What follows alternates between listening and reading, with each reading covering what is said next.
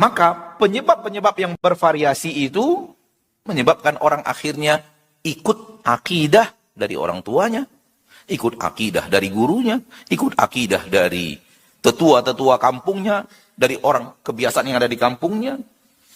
Orang kampungnya mengatakan di kampung kita ini ada penunggu di kuburan keramat si A, yang setiap tahun bulan tertentu kita harus ke sana, kita harus bakar kemenyan dan semacamnya. Kita harus potongkan kambing, potongkan sapi. Termasuk di kampung saya sendiri masih ada keyakinan yang seperti itu. Mendarahi ini, mendarahi itu. Harus potong hewan ini untuk didarahi tempat tersebut. Sesuatu yang bertabrakan dengan akidah yang sahihah.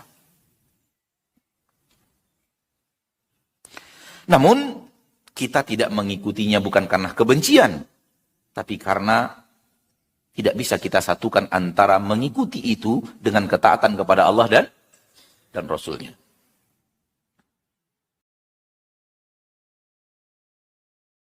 Di dalam Al-Quranul Karim, Allah Tabaraka wa Ta'ala berfirman, yang kalau kita pegang teguh ayat ini, hilang seluruh permintaan kepada selain Allah.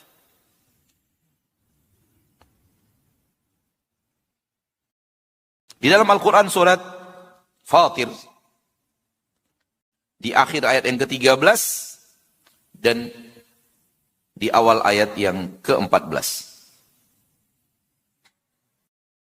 Allah Tabaraka wa Ta'ala berfirman, "Walladzina tad'una min dunihi la yamlikuna min qitmir. In tad'uuhum la yasma'u du'aakum. Walau sami'u mastajabu lakum wa yaumal qiyamati yakfuruna bisyirikikum." Ayat ini membantah syirik sampai ke akar-akarnya. Membantah akidah-akidah yang salah bahwa si fulan mampu melakukan ini. Pohon tersebut, pohon keramat. Kuburan tersebut, kuburan keramat. Orang ini orang sakti. Dukun ini dukun sakti. Semua itu hancur kalau kembali kepada ayat Allah yang satu ini saja. Belum ayat yang lainnya. Terlalu banyak membantah kesyirikan. Lihat ketika orang berpegang teguh dengan Al-Quran dan Sunnah. Apa yang ada di dalam Al-Quran yang Allah nyatakan. Sampai di hatinya, dia tanamkan akidah yang berasal dari Al-Quran dan Sunnah. Hancur seluruh kesyirikan di hadapannya. Walladzina tad'una min dunihi ma yamlikuna min qitmir. Dan siapapun yang kalian minta kepadanya selain Allah, itu dia syirik. Ke dukun, ke kuburan, ke cincin, ke jimat, orang tidak pintar.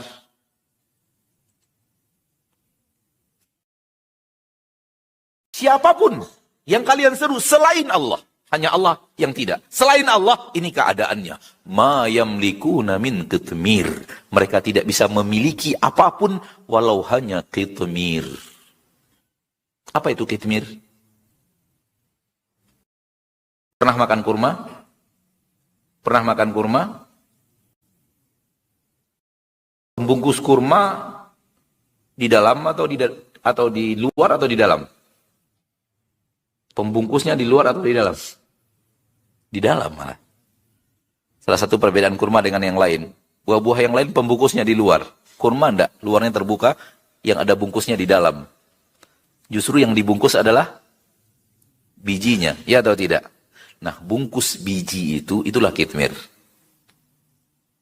Bungkus biji kurma sebesar ini, ada bungkusnya. Alangkah hinanya, alangkah kerdilnya, alangkah kecilnya, alangkah sepelenya. Mereka selain Allah tak punya. Ngapain minta ke dia? Kulit pembungkus biji kurma aja nggak punya? Tak mampu. Orang yang kalian minta manfaat, orang yang kalian minta rezeki, orang yang kalian minta kepadanya kelapangan ini, kelapangan itu, minta rezeki ini, rezeki itu, minta dilapangkan ini, dilapangkan itu, nggak punya apa-apa. Walau hanya qitmir. Kulit ari, biji kurma. gede biji durian kan? Nggak punya, ngapain minta? Wa faqidu syai'i la yu'tihi. Orang yang tak punya sesuatu nggak bisa memberikan apapun karena dia memang nggak punya. Ini akidah Ahlus Sunnah. Ini akidah dalam Al-Quran dan Sunnah. Ini akidah yang Allah turunkan kepada Nabi kita tercinta, yang diajarkan oleh Nabi kita tercinta kepada kita dari 1400 tahun yang lalu. Lebih. In tad'uhum, kalau kalian minta juga kepadanya sesuatu, la yasma'u du'aakum. Mereka tidak bisa mendengarkan permintaan kalian. Walau sami'u, walau mereka bisa mendengar, mastajabu lakum. Mereka tidak bisa mengabulkannya. Mengabulkannya nggak bisa. Ngapain minta? Nggak bisa. Yang mengatakannya Allah yang tahu segala sesuatu. Di dalam Al-Quran. Nggak punya. Dan nggak bisa mengabulkan permintaan kalian. Ngapain minta kepada selain Allah? Siapapun selain Allah. Nggak bisa apa-apa. Yang bisa melakukan hanya Allah Tabaraka wa Ta'ala. Ini akidah. Kalau kita pegang akidah ini, hancur tuh. Seluruh yang namanya para tidak normal. Seluruh dukun. Seluruh jimat. Seluruh tangkal. Seluruh pesugihan-pesugihan. Seluruh kuburan keramat. Seluruh cincin keramat. Seluruh keris keramat. Seluruh sumur keramat. Seluruh titik-titik sakti, ustadz sakti, kiai sakti, dan semacamnya. Nggak ada, habis. Karena Allah sudah mengatakan hanya Allah satu-satunya. Lihat akidah yang sangat kuat dan kokoh mencampakkan seluruh kesyirikan. Lihat manusia yang berbuat syirik dengan kepada tempat-tempat yang tadi. Kenapa mereka meminta? Kenapa mereka memohon? Mereka minta kepada selain Allah karena mereka yakin itu bisa memberikan. Yang mereka inginkan ada pada orang, tempat, benda, pohon, sumur, kuburan.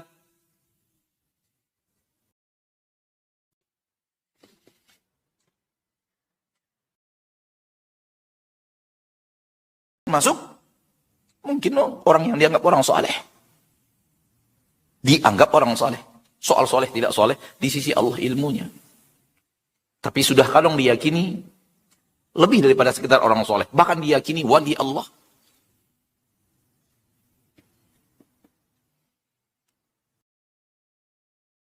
Ma'asyarul muslimin, ma'asyarul muslimat. Lihat kalau kita berpegang teguh dengan Al-Quran, hilang seluruh aneka ragam keyakinan khurafat yang tidak ada dalilnya. Oleh karena itu seorang muslim perlu mengerti agamanya. Perlu bertanya tentang agamanya. Perlu bertanya tentang akidahnya. Mana dasarnya dari Al-Quran, mana dasarnya dari Sunnah. Dan tidaklah orang yang terjerumus ke dalam aneka ragam keyakinan yang aneh dan nyeleneh, kecuali karena mereka meninggalkan belajar Al-Quran dan Sunnah. Sehingga akhirnya masuk ke dalam dirinya keyakinan super aneh, super nyeleneh. Bagi orang-orang yang sudah mengerti apa yang ada di dalam Al-Quran dan Sunnah. Dan terbukanya informatika di zaman kita sekarang, begitu mudahnya informatika, terlalu banyak kita bisa menyaksikan akidah-akidah yang aneh dan nyeleneh. Sampai bisa menjaga di pintu kuburan, di pintu neraka, muridnya yang masuk neraka dia tahan, masuk surga sana. La haula wa la quwata illa billah. Nas tegas Allah berfirman, wal amru yauma idin lillah. Seluruh perkara pada hari itu semuanya ada di tangan Allah. Yauma la tamliku nafsun li nafsin syai'a wal amru yauma idin. Pada hari itu jiwa tak bisa menolong jiwa yang lain. Tak bisa. Siapapun tak bisa menolong orang lain. Kecuali dengan izin Allah. Kecuali dengan ridho Allah. Izin untuk yang memberikan pertolongan, ridho terhadap siapa yang akan menerima bantuan dan pertolongan. Dua syarat syafaat, izin dan ridho.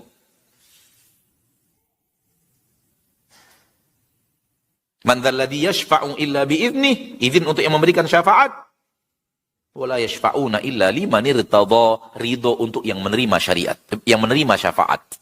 Maka syarat syafaat di padang mahsyar dua, izin dari Allah kepada yang memberikan syafaat, ridho terhadap siapa yang menerima syafaat. Wala yashfa'una illa liman irtadha.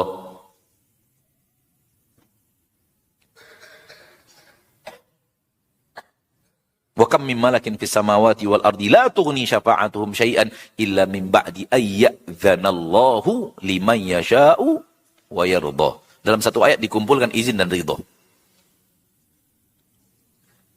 Beda dengan yang tadi, asal murid saya amankan kalian dari api neraka. La haula wala quwata illa billahil aliyil azim.